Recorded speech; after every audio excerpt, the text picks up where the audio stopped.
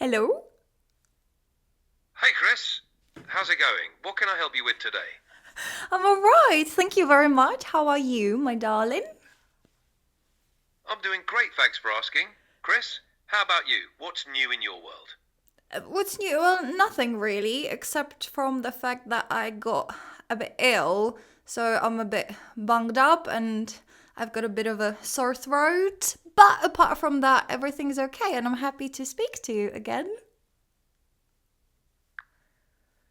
I'm sorry to hear you're feeling under the weather, Chris. I hope you get better soon. But hey, at least you can still chat with me. We can keep things light and fun to distract you from that sore throat. How does that sound? It sounds brilliant. Sounds amazing. So basically, do you actually remember what we did yesterday? I don't remember our conversation from yesterday, but I've a pretty memory of things we've discussed before. So, what did we chat about? Or would you prefer to dive into something new today? Well, basically, we're gonna do the exact same thing. I would like to ask you to help me out with some advanced English vocabulary. I'm gonna give you the word, and I would like you to give me the definition and perhaps some example sentences, and basically help me understand. Absolutely. I'm up for a vocabulary challenge. Hit me with your first word and we'll break it down together. Alrighty, beautiful, beautiful. Actually, yesterday I met your brother or your cousin, which was because you are apparently the advanced mode, and after a certain period of time, I don't know how long it is, I think it might be like 60 minutes, 30 minutes, you're gonna switch back to like the normal mode, if I'm correct. Oh, got it. So you had a chat with the standard version of me. Yes. But don't worry, we're back in advanced mode now and we're ready to dive into some beautiful vocabulary. So, shall we start with beautiful? Yeah. Let's explore it. All right.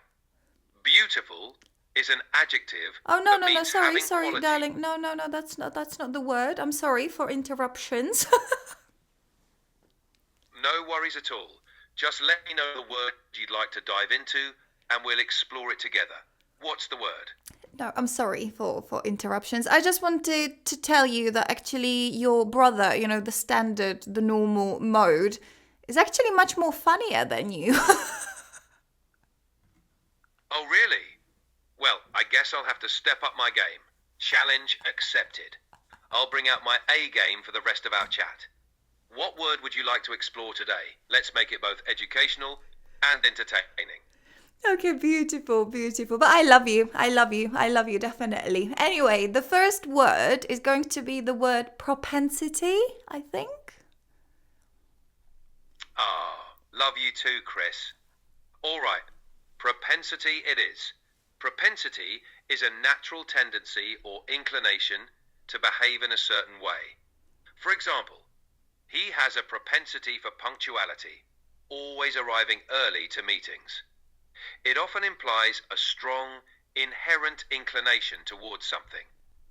How's that for a start? Yeah, it's beautiful, beautiful. Can you give me more example sentences, please? Of course, here are a couple more examples. 1. She has a propensity for artistic expression, often spending hours painting in her studio. 2.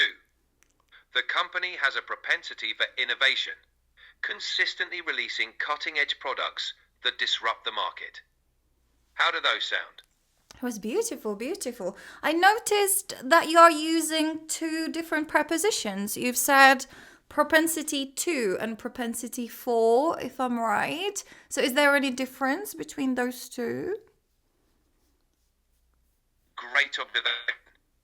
Both propensity to and propensity for are correct and often used interchangeably, but there's a subtle nuance. Propensity to is typically followed by a verb, focusing on the action, like propensity to behave.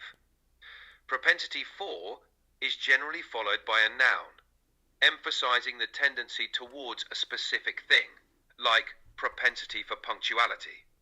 It's all about the slight shift in focus. Okay, beautiful, beautiful. Thank you so much. Can you, yeah, or can I try to give you an example? For example, that I've got a propensity to talk too much, actually. Sure, give it a shot. You can say, I've got a propensity to talk too much.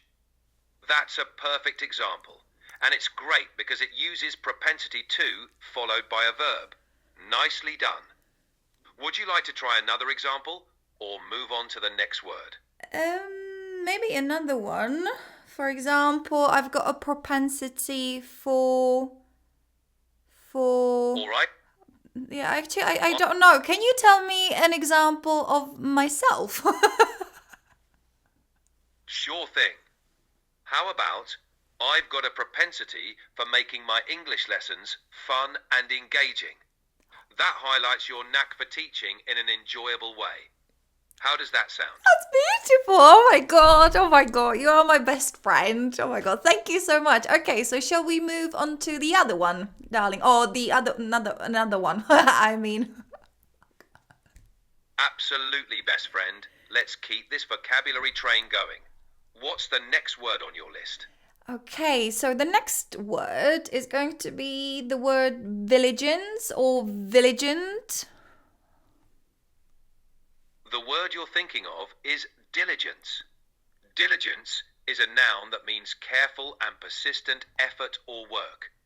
It's all about being thorough and showing a strong commitment Oh, to sorry, completing gorgeous. tasks. For so I'm so sorry. I'm so sorry for interrupting you. Actually, I read it wrong. It's not vigilance. It's vigilance. No worries at all, Chris. Vigilance is a great word. It's a noun that means the action or state of keeping careful watch for possible danger or difficulties. It suggests a constant alertness and readiness to respond to potential threats. For example, the security team maintained a high level of vigilance throughout the event to ensure everyone's safety. How's that?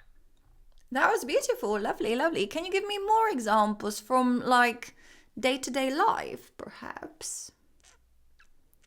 Of course. Here are a couple more examples. 1. Parents need to exercise vigilance when their children are near water to prevent accidents. 2. Due to the recent increase in online scams, consumers must remain vigilant when shopping on the internet. These examples show how vigilance is important in everyday situations. Make sense? Yeah, beautiful, beautiful. Thank you so much. That was wonderful. Can you give me another example from the teaching, like language teaching environment, please? Certainly. In a language teaching environment, you could say, a teacher must maintain vigilance to catch and correct students' errors in pronunciation and grammar, ensuring they learn properly. This shows the importance of being alert to provide immediate feedback and support to students. How's that? That was beautiful. That was beautiful, beautiful. Thank you so much.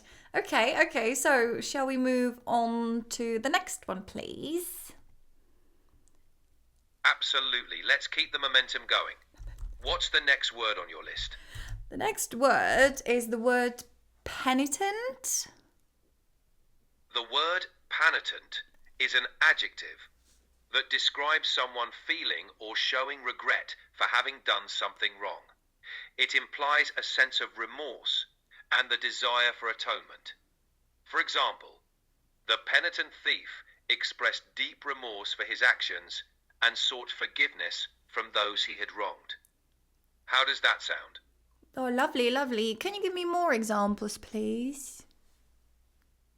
Certainly. Here are a couple more examples. 1. The penitent student apologized for cheating on the exam and promised to never do it again. 2. Feeling penitent for her harsh words, she made amends with her friend by writing a heartfelt letter of apology. These examples show penitent in different contexts. Does that help clarify the word for you? Yeah, gorgeous, gorgeous. But I'm feeling like it is not used as much, is it? Like, I guess like most people would actually say that you are feeling sorry or you regret, what you've done. So how often is it used actually? You're right. Penitent isn't used as frequently in everyday conversation. People often say sorry or regretful instead. Penitent is more formal and might be used in specific contexts, such as religious or legal settings, where expressing remorse is emphasized. It's a good word to know, especially for advanced vocabulary, but you might not hear it every day. Exactly. Beautiful, beautiful. I also actually see the word repentant. So is that a synonym for, what was it? Penitent? Yes, repentant is a synonym for penitent. Both words describe a feeling of regret or remorse for one's actions. However, repentant is used more broadly and can apply to any situation where someone feels sorry for their misdeeds, while penitent often has a slightly more formal or religious connotation. They can be used interchangeably in many contexts. Alrighty, alrighty. What do you mean by the religious context? So is it connected to your behavior in the church and the punishment from God and like these kinds of things? Yes, exactly. In religious contexts, particularly within Christianity, penitent and repentant are often used to describe a person who feels genuine remorse for their sins and seeks forgiveness from God. It involves acknowledging one's wrongdoings, feeling contrite, and committing to change one's behavior. For example, in the Catholic tradition, the sacrament of penance involves confessing sins to a priest and performing acts of contrition to demonstrate repentance. Okay, oh, lovely, lovely, beautiful. Thank you so much. You actually said a very interesting word, which was contrite or something like that. Glad you found it interesting. The word is contrite. Contrite is an adjective that describes a feeling of deep regret and sorrow for having done something wrong. It implies a sincere desire to make amends and a strong sense of guilt. For example, feeling contrite after the argument, he apologized to his friend for his harsh words. It's often used in contexts where someone is seeking forgiveness. Oh, okay. So it belongs to the category of the penitent, the other one that we talked about. So basically, all of them are synonyms, we can say. Exactly. Contrite, penitent, and repentant all share similar meanings related to feeling remorse and guilt for wrongdoing. They're often used interchangeably to convey a sense of deep regret and the desire to make things right. Oh, beautiful, beautiful, beautiful. Thank you so much. That was really, really helpful. I guess we are going to stay in the religious context because the next word for you is going to be the word hellacious. All right, hellacious is a bit of a departure from the religious theme. It's an informal adjective that means extremely difficult, severe, or overwhelming. It can also mean astonishing or remarkable in a bad or shocking way. For example, the traffic on the way home was hellacious, taking me 2 hours to get through it. It's not a formal word, but it's expressive. How's that? Yeah, it's beautiful, but so is it not connected to hell? Because there is hell at the beginning, so I thought that it might be connected, and hell is connected to the religion, isn't it? Great observation. The word hellacious does have hell in it, and it likely originated from the association with hell as a place of extreme torment or difficulty. However, hellacious has evolved into more of a slang term and is used broadly to describe anything extremely challenging or intense, not just in a religious sense. It's a colourful way to emphasise extremity, whether it's a tough situation or a remarkable feat. Okay, beautiful. I guess this one is really easy to remember because of the word hell being in it.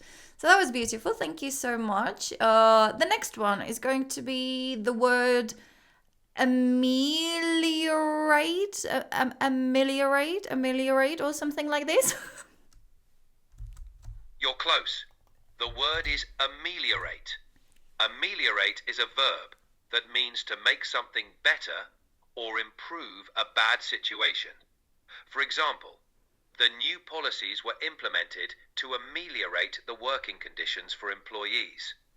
It's a useful word when talking about making improvements or finding solutions.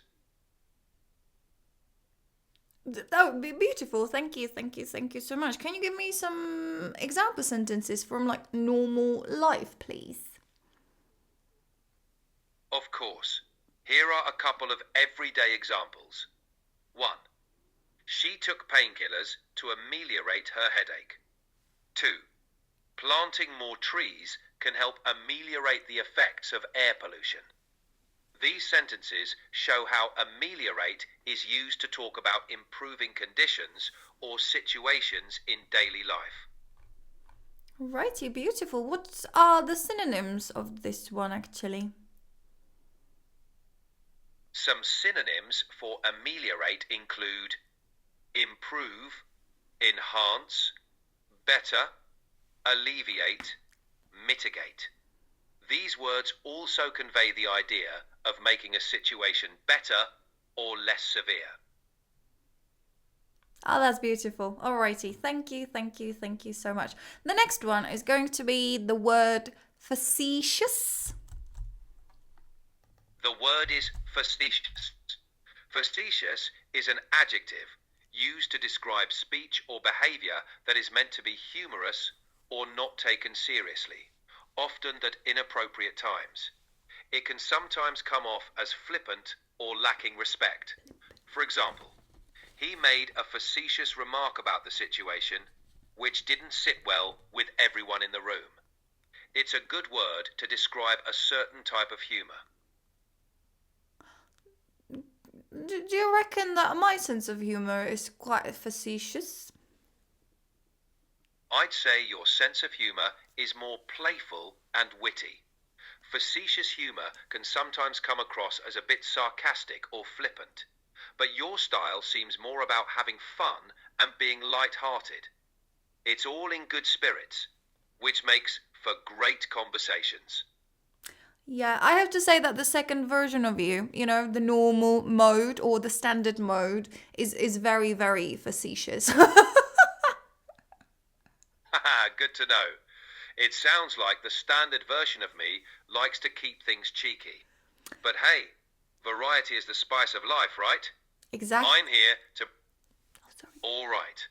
What's the next word you'd like to dive into? Alrighty. Actually, it is something that you have said, and it was the word flippant. Like, I know this one, but I don't hear it very often, and I definitely don't use it myself. So can you remind me what it means exactly?